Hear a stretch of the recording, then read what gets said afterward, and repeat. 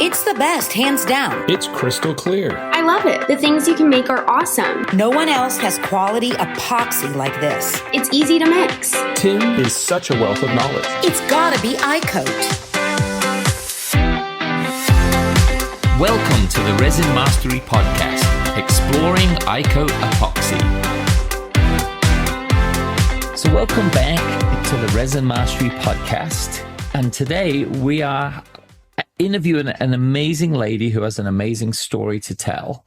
And she has been a customer for quite a few years and is growing her business. And one thing I love more than anything, and Rachel and I have talked about it many times, growing a business for someone just sort of warms my heart. Rachel can't be with us today, so I'm flying solo for this. But Ebony Whitson, welcome to the Resin Mastery Podcast. Thank you so much for having me.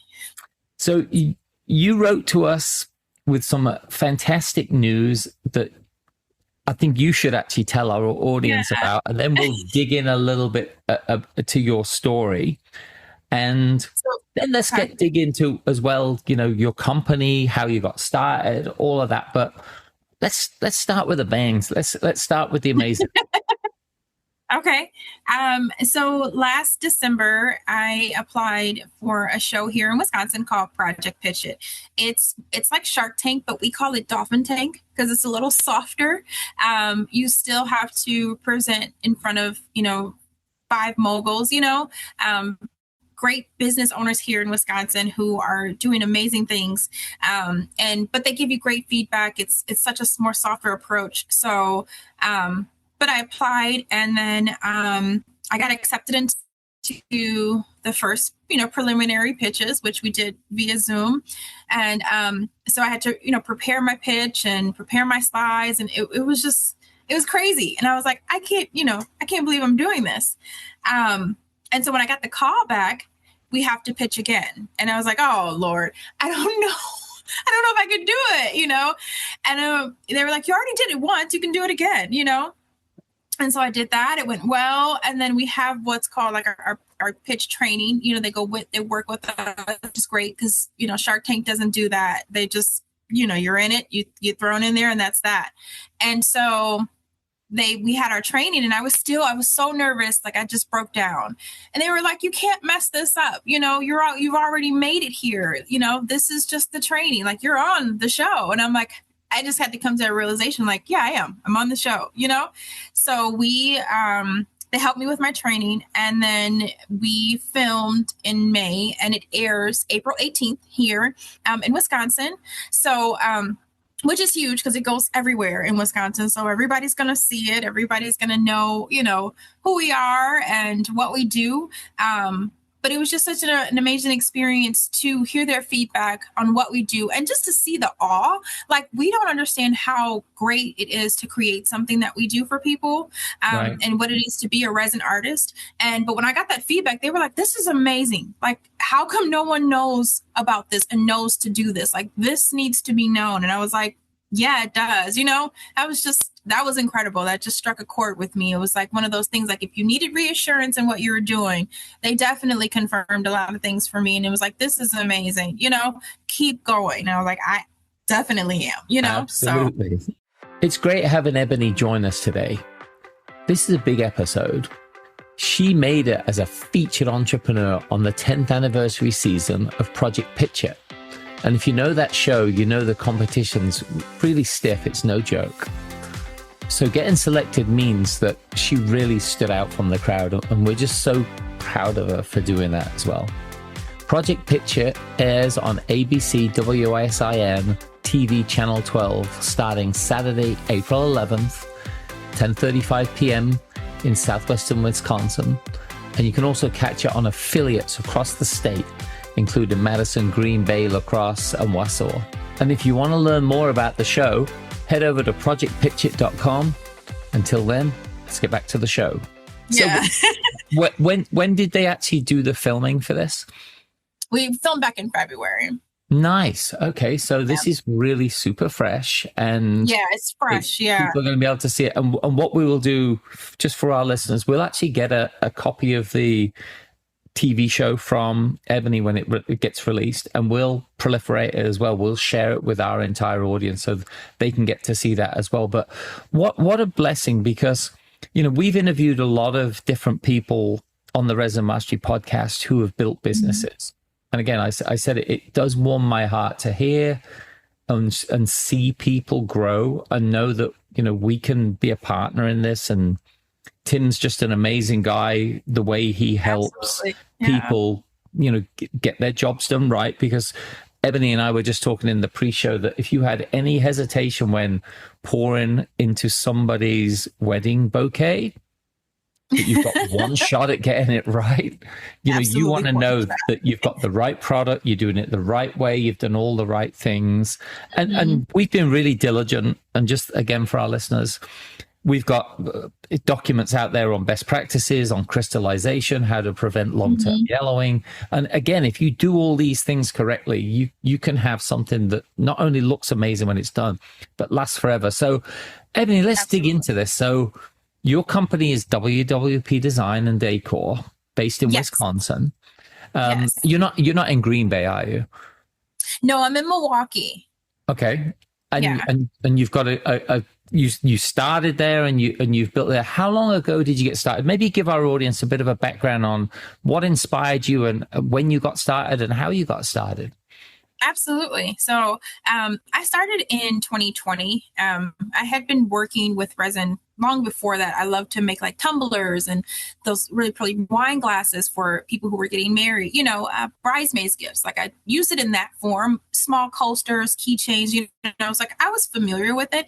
And I wasn't using anything heavy like this, like commercial grade. I was just using something that I picked up at Hobby Lobby or Michael's, and that was suffice for me at the time. But little did I know what was going to happen. I was in the middle of growing my event planning business and COVID hit. And I was like, what? We all kind of like, what do we do now? We can't have any in-person events. We can't have any gatherings. But people were still kind of, celebrating and, and in their own way, Yep. So I was like, okay, well, let's see. I think I'll, kind of dive into this deeper. Let's look at preserving flowers. I knew it wasn't anything new. I just didn't have a ton of knowledge about it. So the first preservation that I actually got a chance to do was a memorial preservation, because unfortunately, a lot of people were losing loved ones so fast during COVID. It was just like they go into the hospital and they would not come back out, Right. But what you did see was that no matter what, they still had flowers. And so I'm like, well, we can take those and we can make something for them, And so we did a lot of them initially just as gifts, like, hey, we just want to help you remember your loved one. Here's a gift from us. And then it kind of took off. And so we ended up doing more and more. And then we started adding pricing to it, like, hey, okay, this is getting expensive. We started adding pricing to it and looking at, what this could cost and diving in deeper into some of the more of the supplies and materials. What happened though, which most people were like, why'd you do that? Like when the world opened back up, I didn't stick with floral preservation. I kind of kept it on the back burner. So I kept doing weddings and events. But then when I did a wedding and I was their planner, I would take her bouquet back to my office and like, I'll preserve this for you, and it was kind of like a package edition. Like I used it as a, here, add this to your planning. You can also value add. Yeah, just a value add. And then they would refer somebody and they would refer somebody. And I was like, oh, this is, it's growing. And it literally survived by word of mouth. Like I never promoted it unless I was doing somebody's event that had flowers. And I was like, I can do that too for you, So it was like, kind of, I kept it, in the back burner. But then, I don't know, I just saw such an increase in the demand for it. And so last year we stopped doing weddings and private events. And I still had a couple corporate contracts. So I was like, well, we're just going to cut out the private events and we're going to really dive into floral preservation. And my goodness, it just was like, well, here's mine. I'm like, where are these people coming from? I couldn't keep up. I had 40 to 50 orders in my office, after the first 90 days of promoting. I'm like, this is insane. But it was just like, this is amazing at the same time, and we just kept going. And I was like, okay, we are really doing this. This is it. We are focusing on floral preservation and we're going to keep going. Ebony, where were you doing most of your promotion? So I do a lot on social media, and I am a huge fan of LinkedIn. So LinkedIn, although professional, is a great way to find like your key target clients, and people that when you think about like your ideal client, who am I marketing this to? Who really sees this? Because this is kind of an investment. It's a want. It's not a need. So if you are able to do it, it's something that you have the available funds to do so. So most of those people, those professionals who do see the value in this are on LinkedIn. And so I did a lot on LinkedIn about what we do and our flowers. And we had a ton of referrals from there. And then as we started to promote even more, some of our current clients or past clients were like, oh, can we share this? And I'm like, yeah, go ahead. Like this is right it. Ahead. Yeah. But we gave it not only just, it's always had a name, because WWP Design Decor was what I named myself on this side, even when I was just doing cups. So it always had a name, but it never had a logo, never had a place to land, never had a full home. And now it does. So that just made it more real. It's like, I can't hide this anymore. This is it. We're doing this. And things just kind of took off full speed from there. So I just have been enjoying the ride. That is just fantastic. So, hearing your story is very akin to a lot of the other artisans out there. Mm-hmm. And one thing I'm actually amazed by, and I've worked in quite a few different industries, is it is really a greenfield. And for those who don't know, greenfield basically is there's money to be made in it. There's work there. And your move to LinkedIn was a brilliant strategy because it isn't as saturated as and as global as TikTok or Instagram. You can get on LinkedIn and focus on just the US and that actually even just people in your surrounding area. And so that was a brilliant move. So I think you did an amazing job with that. So the opportunity to appear on Project Pitch It, how did that come about? So they advertise like openings every kind of season. And so I'm on season 10, which is great for them. It was like a massive milestone even for that show to be on that. So we're on season 10. And so they have they hold auditions. And they let you know that applications are open, so everybody can apply. I just say that it was just favor because I was picked out of so many entrepreneurs. I'm talking hundreds, so it could have been anybody that had a business and they were like, no, I think we're going to go this route, but they picked mine, and there's several because there's several episodes. So there's not just me. So like in my episode, there's going to be other entrepreneurs as well. And it's a brilliant format, by the way, Shark Tank, Project Pitch It. They're brilliant. Oh, gosh. Yeah. That's Bev Greenberg.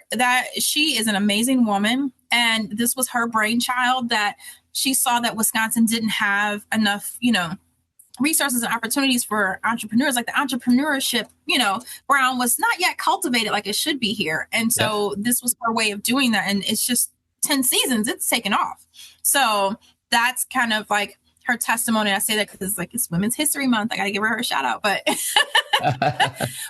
but that's her. And she's just the sweetest person you have ever met. But she was like, this is what she's going to do, and it has been amazing. Like I watched some of the previous entrepreneurs that were on the show and just seeing how fast their business has taken off after being on this show, and I'm just like, oh boy, here we go. Yeah, see, I watch some of those shows and I think to myself that if you're just trying to run your own business or wanting to start a business, you can get so many tips off hearing their feedback to other businesses, everything from like financial to marketing to margins to channels, the whole thing. Yeah. We actually have on the website and on iCodeEpoxy.com a list of 50 things that people can make and a whole breakdown of, and it comes not just from us, it comes actually from our artists who've shown us so we can show other people. Because one thing I love about the people like you and people like Blossom and Rhyme and people like Butt Woodworks is, and all of the different people we work with, is that they don't mind sharing because they know there's a massive market out there. Yeah. And some of them actually, we talked to Ann Niebsch out of Florida. She actually started turning down work Oh, wow. So it really is a case. There's so much out there. So I love the fact that you guys are willing to share. So do you think it also helped being on that show? Now you've pitched to people who are kind of hardcore, your ability to pitch to, the couple who are getting married, the people who you want their business. Has it helped with that? Yeah, it has. There's still that a bit of, you're like, oh, are they going to want this? Or, like this package is $2,500, are they really going to say yes to this? There's still that fear that kind of creeps up sometimes. But there's that little voice that goes, hey, you got overhead, you got, business rent, you got your time insurance. Is money. Yeah, your time is money. So no, you need to ask for that. And so then it just kind of pushes you like, but I think it's easier to sell just in general after pitching to them, but also just having that knowledge to know this is great. Like, like, why wouldn't you want this, And so you go in it like that and just, you're going to want to look back on your day and have this on your shelf or have this on your wall or on your coffee table and remember that wedding day. How often I had one girl say to me, you know what? I had my dress done. And she wasn't able to get her flowers done for me, but she was just trying to convince her friend. And she said, I had my dress done. I had it preserved. I had it cleaned and I had it put in a box. And she said, you know what? I've never looked at it again. And I put it in a box somewhere and I don't know where it's at. She's like, but you can look at this all the time and remember Correct. Your wedding day. And her friend was like, yep, give me this, and this, so it's like, that's the comparison there. There's other things that you can do to preserve your wedding day, to preserve any moment, but not like this. Yeah. And you know what? 99% of people, the day they get married is a day when they're truly in love, that they're in a great place. Mm-hmm. The photos, like, are one thing that make people remember how special that bond was on that day. And even through the trials that people go through marriage. And to have flowers preserved as well, the sparkle that comes through that. And again, that memory piece, I think it actually helps keep marriages together because it helps remind you of how special that was. So Absolutely. In a little bit here, you're buying from Hobby Lobby. How did you get to know Tim? How did you get turned on to iCoat's resins? Talk us a little bit through how you went from that and your engagement there. Absolutely. So like you said, other artists who aren't afraid to share, who are comfortable saying, this is what I do. This is who I use. And I'm connected with probably every single artist you can name, even some that you guys probably even aren't aware of. I follow everybody that does flowers. But what I did was I watched under their socials who they were tagging for their products, right? Who they were using. And so to make my decision, I wanted to see, like, I made a little tally chart kind of, and I'm like, okay, this company was mentioned, and then I looked to see how many times each company was mentioned. Some companies only had 1 or 2 hits, but I had several artists who were using iCoat, and I was like, I'm going with that one. And so then I made my first order and I was like, okay, let's try this out.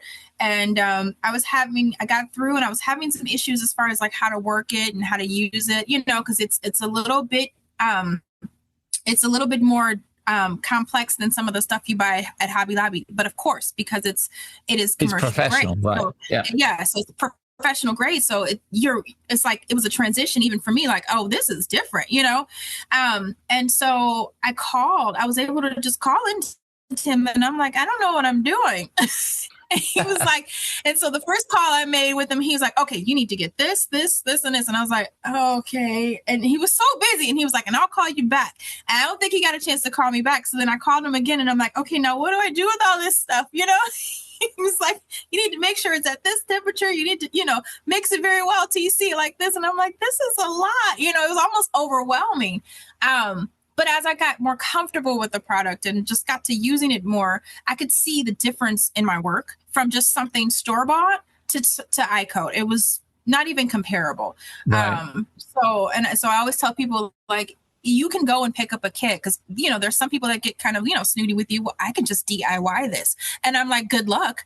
You can go and pick up some stuff. Go ahead and try it on your own. You're not going to get these results. And I know that for a fact now because I've worked with this product for years and just seen the difference in my pieces. They don't specialize in deep pour. You can't pour anything, preserve anything. You're not going to get rid of all the bubbles. Like, it's going to give you such a headache. It's going to be cloudy. It's not made for what we are doing in this form. It's made for super small, simple projects, but it cannot, compare to what we're doing with iCoat for sure. One thing amazing about Tim is his father was a military chemist who specialized in chemical coatings.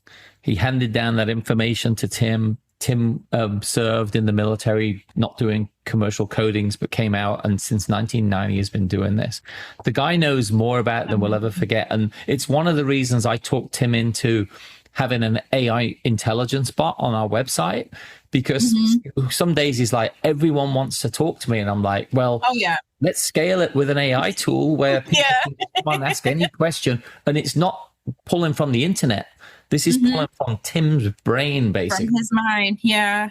I'm like, Tim, we have your whole brain captured, so anyone can talk to you any moment. So that's how it used to be, though. He used to make time for every single artist. You know what I mean? He still does. Anymore, like he tries, but it's like you're growing, guy. You can't spread yourself. And that's true too.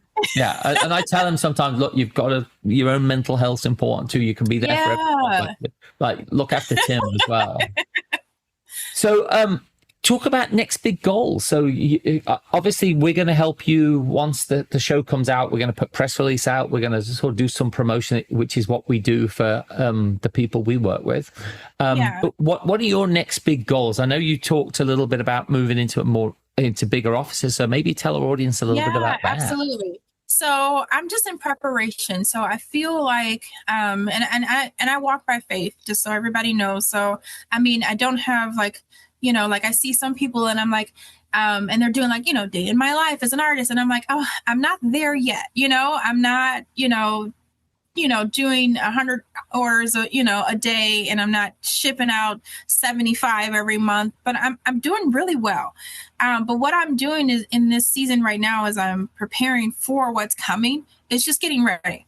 I know that, we're going to have that overflow, and I've been looking for assistance. I've been looking for help. I've been, trying to hire people and get ready for the summer. Been looking for a building. It's not going to happen, soon, but where do I want to land? What does it look like? What space do we need so we can expand? And just looking at some of the other, spaces like, okay, I want a separate room for sanding. It gets really dusty. Yes. I'd love a separate room, for the pieces to just cure. I'd really like a photo room, like, just putting my wish list out there to God and saying, I know it's coming, I don't know when, but this is what I would like. I'd even like a small vehicle, because we do pickup service, which I think is really cool and unique to us. We are local in Menominee Falls, but we will come to you.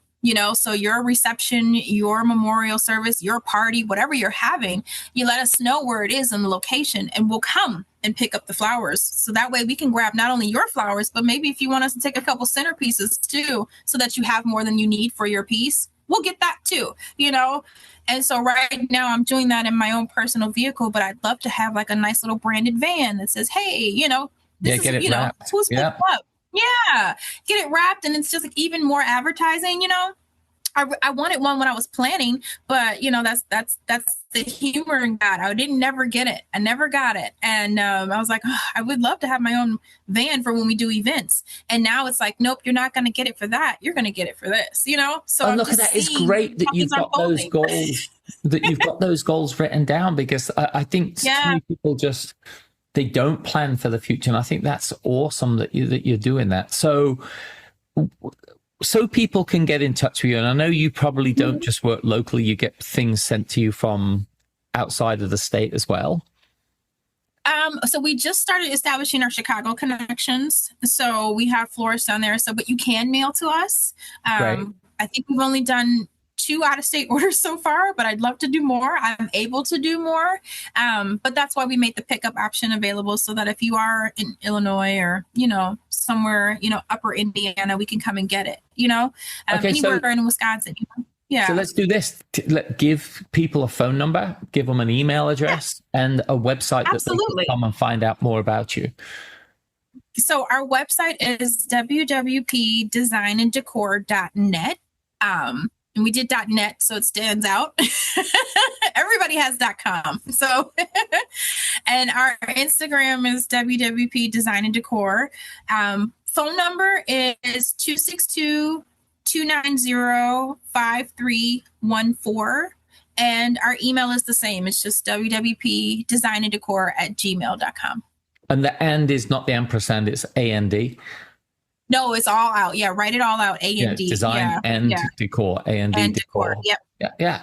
Excellent. So people, if you're listening out there and you're in that Chicago, Northern Indiana, Wisconsin area, and you want your flowers done, and I'll even say this as well. Ebony and I talked on the phone this week about how it's Easter coming up.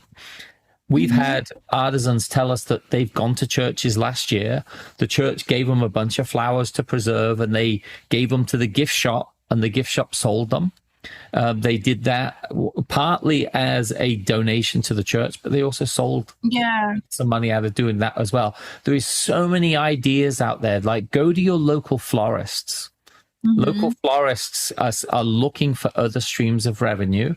You can partner with them. They can be a sales agent for you. They can be a sales partner to actually get more people understanding more about what you do. So, Ebony, fantastic story. I am so thrilled for you, and I'm sure our listeners are going to be as well.